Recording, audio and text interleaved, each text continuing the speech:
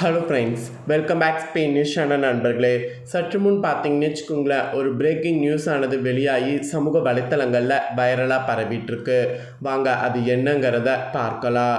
தமிழகத்தின் முதலமைச்சராக நடிகர் விஜய் பொறுப்பேற்று 2 மாதங்கள் நிறைவடைந்திருக்கக்கூடிய நிலையில் அவரது ஒவ்வொரு அரசியல் நகர்வுகளும் சமூக வலைத்தளங்கள்லேயும் அரசியல் வட்டாரங்கள்லேயும் உற்று நோக்கப்பட்டு வருது இப்போ வரைக்கும்.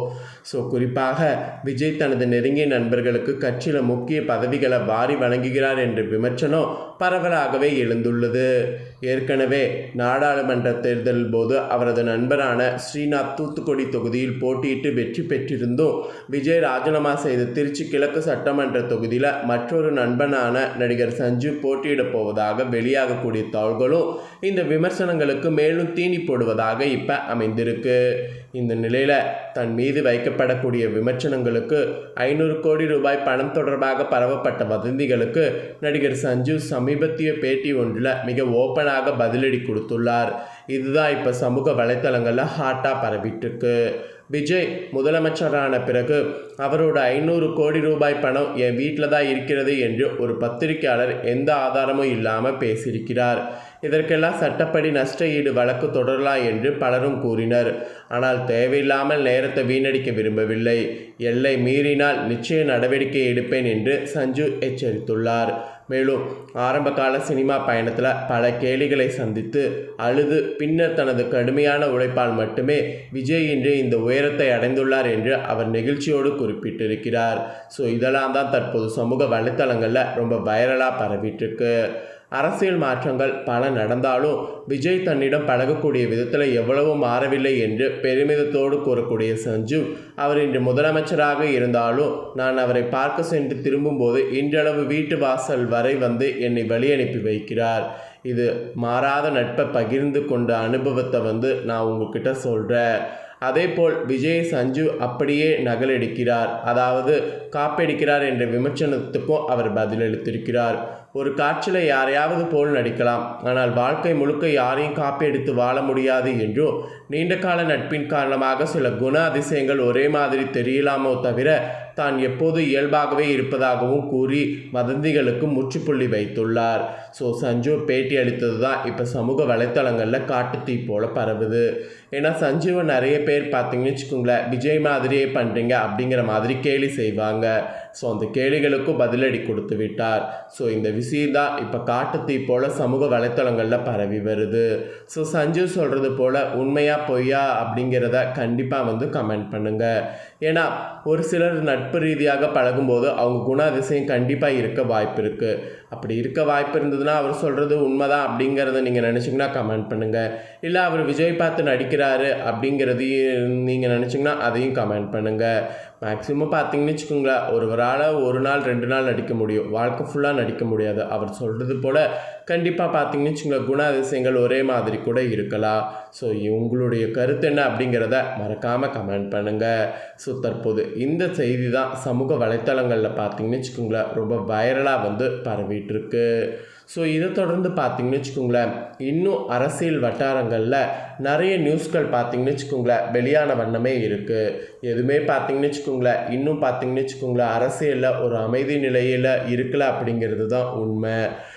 ஆட்சி இருக்கக்கூடிய ஆணவத்தில் தரம் தாழாதீர்கள் அப்படிங்கிற மாதிரி ஒரு பயங்கரமான ஒரு டாக்கானது இப்போ போயிட்டுருக்கு. மறு தேர்தலை சந்திக்க வக்கில்லாதவங்களுக்கு இந்த வெட்டி பேச்சு எதற்கு அப்படிங்கிற மாதிரி முதல்வர் விஜய் கடுமையாக விமர்சித்திருக்கிறார் அதிமுகவை. இதுவும் இப்போ சமூக வலைத்தளங்களில் சுமார் தரமாறாக பார்த்தீங்கன்னு வச்சுக்கோங்களேன் கேள்வி எழுப்பி வைரல் ஆகிட்டுருக்கு. இதை பற்றிய செய்திகளையும் உங்களுக்கு ஷேர் பண்ணுறேன். இதை பற்றிய முக்கிய தகவல்கள் என்னங்கிறதையும் இந்த வீடியோவில் தெரிஞ்சுக்குங்க. ஆல்ரெடி இவர் பேசின வீடியோ பார்த்துருந்தீங்கன்னா ஓகே, பார்க்காதவங்க இந்த வீடியோவில் பார்த்து என்னங்கிறத தெரிஞ்சுக்குங்க. 41 அப்பாவி உயிர்களை பலிகொண்ட இம்சையரசன் வண்டியில் ஏறிய இன்றைய முதலமைச்சர் கூட்டு களவாணிகள் என்ற தரங்கட்ட சொல்லை பயன்படுத்தி இருக்கிறார். ஆக்சுவலி திமுகவின் தயவில் அமையக்கூடிய ஆட்சி எனக்கு தேவையில்லை என்று உதறிவிட்டு மறு தேர்தலை சந்திக்க வேண்டியதானே, அதற்கு வக்கில்லாதவர்களுக்கு எதற்கு இந்த வெட்டி பேச்சு? பதவி வரும்போது பணிவு வர வேண்டும், ஆட்சி இருக்கக்கூடிய ஆணவத்தில் தரம் தாழாதீர்கள் என முதல்வர் விஜயை அதிமுக கடுமையாக விமர்சித்திருந்தது.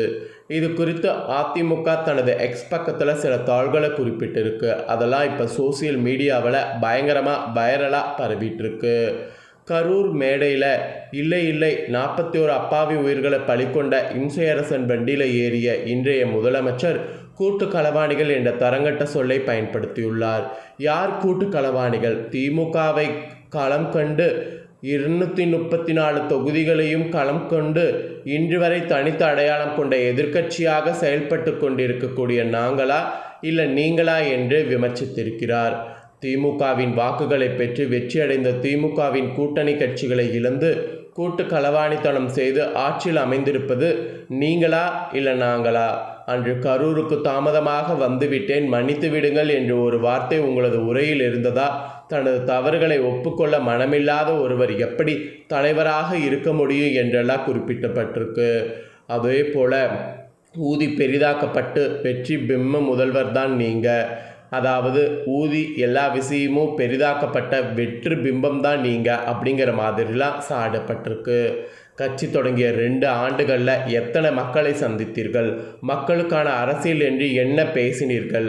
குழந்தைக்கு மிட்டாய் கொடுத்து ஏமாற்றுவது போல கூட அல்ல, மிட்டாய்க்கு அடம்பிடிப்பது போலவே அடம்பிடிங்கள் என்று கூறி தவறான வழியில் வாக்கு கேட்டு நீங்கள் எல்லாம் பேசலாமா என்று அதிமுக இப்போ இருக்கக்கூடிய முதலமைச்சரை சாடி இருக்கிறாங்க.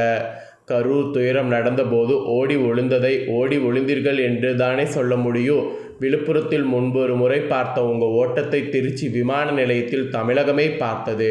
கரூர் துயரம் நடந்த 3 மாதங்களில் மலேசிய ஆடியோ லான்ச் மேடையில் பிளாஸ்ட் என்று போட்டீர்களே, அது என்ன ஜனநாயக குத்தாட்டமா? மக்கள் துயரத்தை பற்றி கொஞ்சம் கூட கவலையே இல்லாமல் குத்தாட்ட போட்ட நீங்கள் எங்களை பற்றி பேசுவதா? இந்த மாதிரிலாம் சரமாரியாக அதிமுக கேள்வி எழுப்பியிருக்கு. அதிமுக மக்கள் நலத்திட்டங்கள் வழங்குவதில் IAS முத்திரை கொடுக்கக்கூடிய அளவிற்கு மக்களுக்கு அள்ளி கொடுத்த பொன்விழா கண்ட இயக்கம். டயருக்கு அடியில் ரீல்ஸ் எடுத்து கொண்டிருக்கக்கூடிய ஒரு கட்சிக்கெல்லாம் எங்களை பற்றி பேச எந்த அருகதையும் இல்லை. ஊரிலேயே நான் மட்டும்தான் ஒரே உத்தமை என்பது போல பிரசாங்கம் செய்யக்கூடிய இன்றைய முதலமைச்சர் அவ்வளவு பெரிய உத்தமராக இருந்தால் தனி பெரும்பான்மை இல்லாத திமுகவின் தயவில் அமையக்கூடிய ஆட்சி எனக்கு தேவையில்லை என்று உதறிவிட்டு மறு தேர்தலை சந்திக்க வேண்டியதுதானே? அதற்கு வக்கில்லாதவர்களுக்கு எதற்கு இந்த வெட்டி பேச்சு என்று இந்த மாதிரி சரமாரி கேள்வியை எழுப்ப இருக்கிறாங்க.